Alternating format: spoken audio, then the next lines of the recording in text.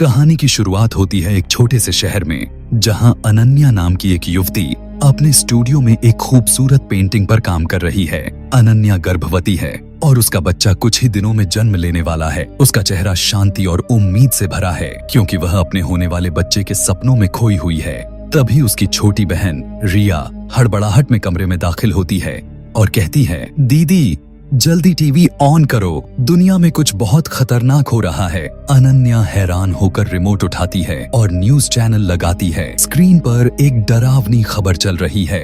रूस में एक रहस्यमयी बीमारी फैल रही है, जो लोगों को अपने दिमाग पर से नियंत्रण खोने पर मजबूर कर देती है। इस बीमारी में लोग अचानक पागल हो जाते हैं और खुद को बेरहमी से मार डालते हैं। न्यूज में बताया जाता है कि यह कोई वायरस है, बीमारी है या कुछ और, अभी तक कोई नहीं जानता। बस इतना पता है कि लोग किसी खास चीज को देखते ही अपना आपा खो देते हैं और आत्महत्या कर लेते हैं। यह बीमारी अब रूस से निकलकर दुनिया के दूसरे देशों में फैल रही है और लाखों लोग इसकी चपेट में आ चुके हैं। अनन्या यह सुनकर थोड़ा परेशान होती है, लेकिन उसे लगता है कि यह सब अब भी उनके शहर तक नहीं पहुंचा होगा। वह रिया के साथ अपने नियमित गर्भावस्था चेकअप के लिए अस्पताल चली जाती है। अस्पताल में डॉक्टर उसे खुशखबरी देती है कि उसका बच्चा पूरी तरह स्वस्थ है और वह जल्द ही मां बनने वाली है। अनन्या की आंखें खुशी से चमक उठती हैं, लेकिन जैसे ही वह और रिया अस्पताल से बाहर निकल रहे होते हैं, अनन्या की नजर सड़क पर एक युवती पर पड़ती है, जो पास के एक शीशे पर बार बार अपना सिर जोर जोर से मार रही है। उसका चेहरा खून से लथपथ है और वह पागलों की तरह चीख रही है। अनन्या का दिल दहल जाता है। वह रिया से कहती है, जल्दी चलो रिया, मुझे लगता है वो रूस वाला वायरस यहाँ भी आ गया है। दोनों तेजी से कार में बैठकर घर की ओर भागती हैं। सड़कों पर अराजकता का आलम है। लोग बेकाबू होकर खुद को चोट पहुंचा रहे हैं। गाड़ियां आपस में टकरा रही हैं और हर तरफ चीख पुकार मची है। रिया गाड़ी को तेजी से भगाती है, लेकिन अचानक उसकी आंखें बदल जाती हैं। उसका चेहरा भावहीन हो जाता है, जैसे कोई और उसके दिमाग को कंट्रोल कर रहा हो। वह गाड़ी की स्पीड और बढ़ा देती है और सामने से आ रही गाड़ियों की ओर गाड़ी मोड़ने लगती है। अनन्या चीखकर उसे रोकने की कोशिश करती है, रिया रुक, ये क्या कर रही है? लेकिन रिया नहीं सुनती। तभी उनकी गाड़ी एक दूसरी गाड़ी से टकरा जाती है। सौभाग्य से अनन्या और रिया इस हादसे में बच जाती हैं। वे गाड़ी से बाहर निकलती हैं, लेकिन इससे पहले कि अनन्या कुछ समझ पाए, रिया दौड़कर एक चलते ट्रक के सामने कूद जाती है और तुरंत मर जाती है। अनन्या अपनी बहन की इस भयानक मौत को अपनी आंखों के सामने देखकर टूट जाती है, लेकिन हालात इतने खराब हैं कि वह रिया की लाश के पास रुक भी नहीं पाती। चारों ओर लोग पागलपन में खुद को मार रहे हैं। कोई दीवार पर सिर मार रहा है, कोई ऊंची इमारत से कूद रहा है। भीड़ में धक्का मुक्की के बीच अनन्या भागने लगती है। तभी कोई उसे धक्का देकर जमीन पर गिरा देता है। एक औरत उसकी मदद के लिए आती है, लेकिन वह भी अचानक कुछ देखकर पागल हो जाती है और पास की एक जलती हुई कार में बैठकर अपनी जान दे देती है। तभी एक युवक, जिसका नाम अक्षय है, अनन्या को उठाकर पास के एक घर में ले जाता है। इस घर में कुछ और लोग भी शरण लिए हुए हैं। एक अधेड़ उम्र का व्यक्ति राकेश, एक युवती सिमरन और घर का मालिक विनोद। सभी डरे हुए और हैरान हैं। कोई नहीं समझ पा रहा कि यह सब क्या हो रहा है। वे टीवी ऑन करते हैं, जहां न्यूज में बताया जाता है कि बाहर कोई ऐसी रहस्यमयी चीज मौजूद है, जिसे देखते ही लोग पागल हो जाते हैं और खुद को मार डालते हैं। न्यूज में सलाह दी जाती है कि लोग अपने घरों की खिड़कियां और दरवाजे बंद रखें और बाहर न निकलें। घर में मौजूद लोग तुरंत खिड़कियां और दरवाजे बंद कर देते हैं और शीशों को अखबारों और कपड़ों से ढक देते हैं, ताकि बाहर की उस खतरनाक चीज की नजर उन पर न पड़े। 3 दिन बीत जाते हैं, लेकिन स्थिति और खराब होती जाती है।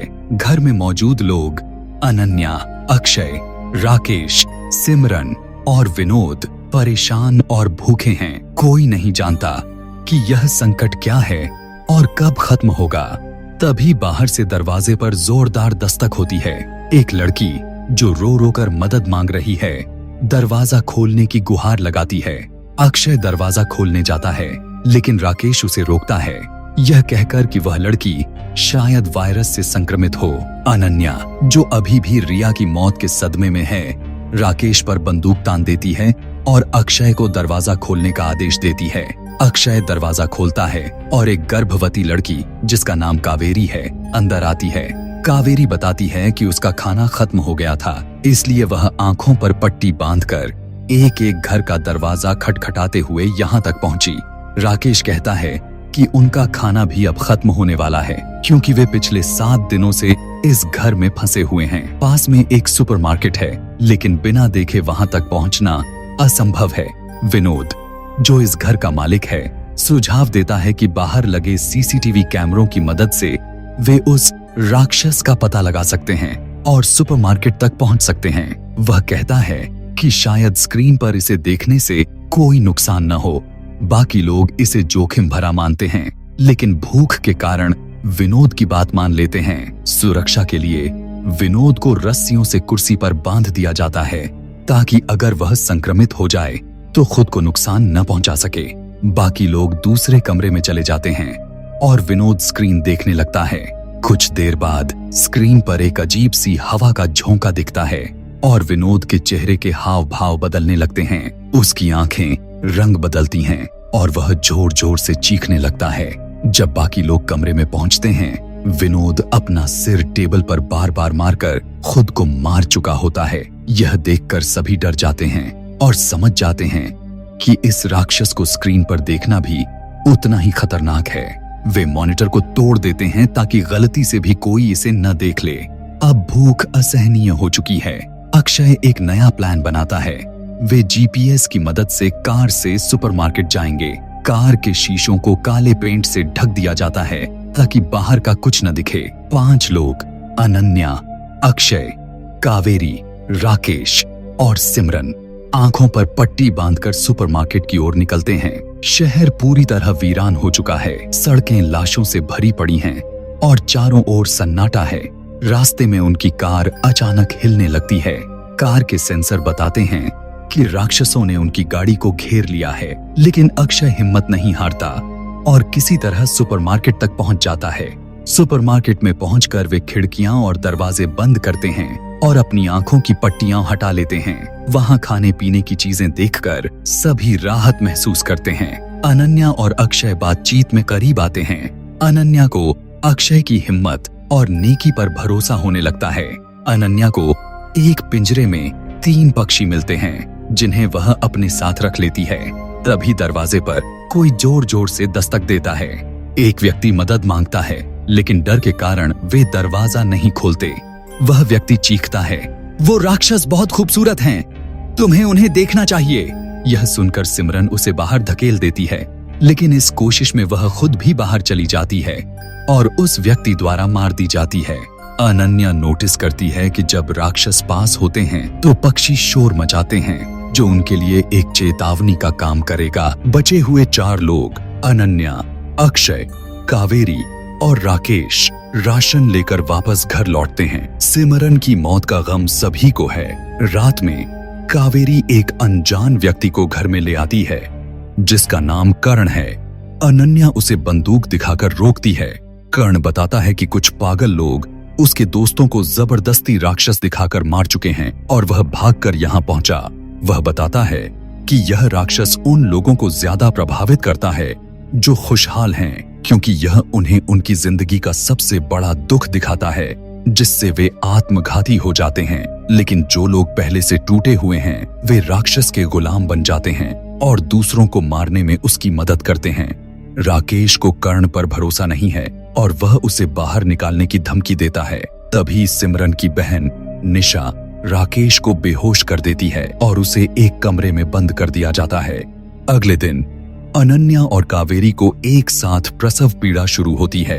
अक्षय और निशा उनकी मदद करते हैं। कर्ण नीचे रहता है और अजीब व्यवहार करने लगता है। वह राक्षस की तस्वीरें टेबल पर रखता है और उसकी आंखें बता देती हैं कि वह राक्षस के नियंत्रण में है। पक्षी शोर मचाने लगते हैं, जिसे कर्ण फ्रिज में बंद कर देता है और खिड़कियों के कागज हटा देता है। राकेश चिल्लाकर कर्ण को बाहर निकालने को कहता है। अक्षय नीचे आता है, लेकिन कर्ण उसे बेहोश कर देता है। कर्ण कावेरी के कमरे में जाता है और खिड़कियों के कागज हटा देता है। कावेरी राक्षस को देखकर उसका शिकार बन जाती है और खिड़की से कूदकर अपनी जान दे देती है। अनन्या कावेरी की बेटी को बचा लेती है। कर्ण निशा को भी राक्षस दिखाकर मार देता है। जैसे ही कर्ण अनन्या की ओर बढ़ता है, राकेश बंदूक लेकर आता है, लेकिन कर्ण उसे नीचे गिराकर मार डालता है। तभी अक्षय को होश आता है और वह कर्ण को गोली मार देता है। 5 साल बाद अनन्या और अक्षय अब रिलेशनशिप में हैं। वे कावेरी की बेटी और अनन्या के बेटे को पाल रहे हैं। खतरा अभी भी बरकरार है और राक्षस के गुलाम लोग सामान्य इंसानों का शिकार कर रहे हैं। एक दिन रेडियो पर रवि नाम का व्यक्ति एक सुरक्षित कॉलोनी का जिक्र करता है, जो नदी के तेज बहाव के पास जंगल में है, जहां पक्षियों की आवाज से रास्ता मिल सकता है। अक्षय वहां जाना चाहता है, लेकिन अनन्या को डर है कि यह जाल हो सकता है। अगले दिन सामान लेने के दौरान राक्षस के गुलाम हमला करते हैं। अक्षय अनन्या और बच्चों को पीछे के रास्ते से निकाल देता है और खुद गुलामों को रोकने की कोशिश करता है। वह 2 गुलामों को मार देता है, लेकिन राक्षस उसे अपने वश में कर लेता है। अक्षय आखिरी गुलाम को मारकर खुद को भी गोली मार लेता है। अनन्या बच्चों को लेकर नदी की ओर निकल पड़ती है। नदी का बहाव तेज होने पर उनकी बोट पलट जाती है। अनन्या अपने बेटे को बचाती है और कावेरी की बेटी को भी ढूंढ लेती है। जंगल में पक्षियों की आवाज का पीछा करते हुए वे कॉलोनी के करीब पहुंचते हैं। राक्षस उनका पीछा करता है। अनन्या गड्ढे में गिरकर बेहोश हो जाती है। राक्षस अनन्या की आवाज में बच्चों को पट्टी हटाने के लिए उकसाता है, लेकिन अनन्या समय पर होश में आकर उन्हें रोक लेती है। आखिरकार वे कॉलोनी पहुंच जाते हैं, जो एक ब्लाइंड स्कूल है। वहां के ज्यादातर लोग अंधे हैं, इसलिए राक्षस का उन पर असर नहीं होता। रवि, जिसने रेडियो पर मैसेज दिया था, उनकी मुलाकात करता है। अनन्या अपने पक्षियों को आजाद कर देती है।